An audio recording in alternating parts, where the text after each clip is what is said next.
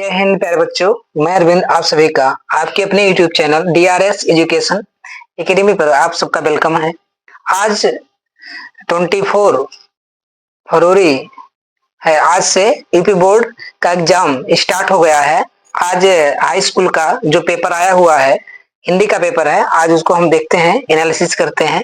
20 question जो आता है MCQ क्वेश्चन, उसको आइए हम देखते हैं क्या पूछा गया था। पहला क्वेश्चन है, बादल की मृत किसकी रचना है? तो ऑप्शन दिया गया है उपेंद्र नाथ अश्क की, या राम कुमार वर्मा की, जयशंकर प्रसाद की, या भारतेंदु हरिश्चंद्र की।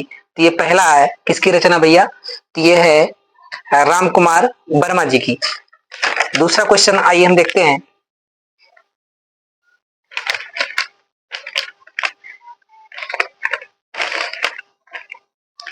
दूसरा क्वेश्चन है, किसी कहानीकार की कहानी में मानसरोवर नाम से 8 भागों में संकलित है। ये किसकी है?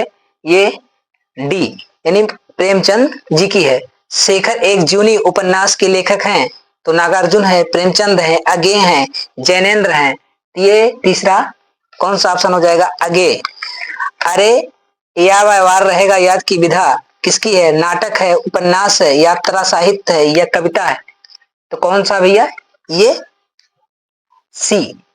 सी है, यात्रा साहित्य। ये अगे जी की है ना भैया। और ये क्वेश्चन नंबर 5, हरिवंश राय बच्चन द्वारा लिखी आत्मकथा के 4 भागों में सम्मिलित नहीं है। तो मेरी आत्म कहानी, क्या भूलूं क्या याद करूं, बसेरे से दूर, नीर का निर्माण फिर। तो ये कौन सा ऑप्शन सही है इसमें? ये है सी वाला, बसेरे से दूर। ये नहीं है और ये तीनों हैं हरिवंश राय बच्चन के हैं कहानी। रीतकाल की काव्य भाषा, रीतकाल की काव्य भाषा क्या है? खड़ी बोली है, ब्रजभाषा है, भोजपुरी है, मैथिली है। ये कौन सा ऑप्शन सही होगी? छठवां का कौन सा ऑप्शन सही हो जाएगा भैया? तो ये ब्रजभाषा हो जाएगा। 7वां, कविभूषण की रचना नहीं है। कविभूषण जी की रचना नहीं है। तो राम चंद्रिका ये नहीं है।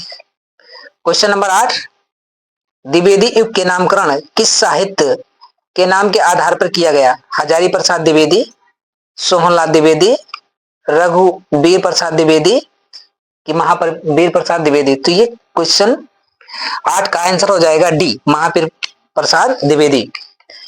क्वेश्चन नंबर 9, तार सप्तक के कवियों को अज्ञेय ने क्या कहकर संबोधित किया था? ऑप्शन ए, राहों के अन्वेषी, नई धारा के साथी, साहित्य सहचर, पथ के साथी। तो इन्होंने क्या कहा भैया? राहों के अन्वेषी, राहों के अन्वेषी। ठीक। क्वेश्चन नंबर 10 देखते हैं, धूप की धान रचना किसकी? धर्मवीर भारती, गिरजा कुमार माथुर, भवानी प्रसाद मिश्र, या रघुवीर सहाय। तो 10वां कौन सा हो जाएगा भैया? गिरजा कुमार माथुर। ये ऑप्शन करेक्ट हो जाएगा। आइए अगला क्वेश्चन देखते हैं। करुण रस का स्थायी भाव है, ये तो सबको पता होगा। करुण रस का स्थायी भाव 11, ये बहुत ही एकदम इजी क्वेश्चन था। सो ये देखो, चम चामत चम चमात चंचल नयन, बिच घूंघट पट छीन मानहु। इसी से पता चल गया होगा कौन सा अलंकार है। मनु मानव जन जानो, ऐसे इसको पढ़ने की जरूरत ही नहीं थी पूरा। तो कौन सा हो जाएगा? उत्प्रेक्षा अलंकार हो जाएगा। रोला छंद किस प्रकार का छंद है? तो ये छम मात्रिक छंद होता है भैया। अध्यक्ष, अध्यक्ष में प्रयुक्त उपसर्ग है तो अधि है। ऑप्शन ए करेक्ट हो जाएगा। जिस समास का पहला पद संख्यावाची हो उसे समुदाय का बोध होता है, उसे कहते हैं। तो संख्यावाची द्विगु समास को कहते हैं ना भैया, द्विगु समास हो जाएगा। खीर शब्द का सत्सम क्या है? तो क्षीर हो जाएगा ऑप्शन। तत्समय में विभक्ति और वचन है, तो ये ऑप्शन करेक्ट हो जाएगा ए, चतुर्थी विभक्त एक वचन करेक्ट हो जाएगा।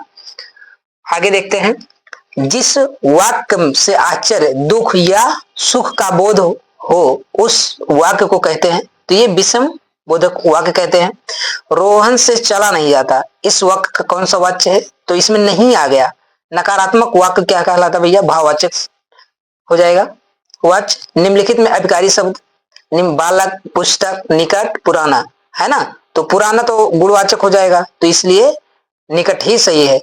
बालक संज्ञावाची है, पुस्तक संज्ञावाची है, तो ये हर हाल में सी करेक्ट ऑप्शन होगा।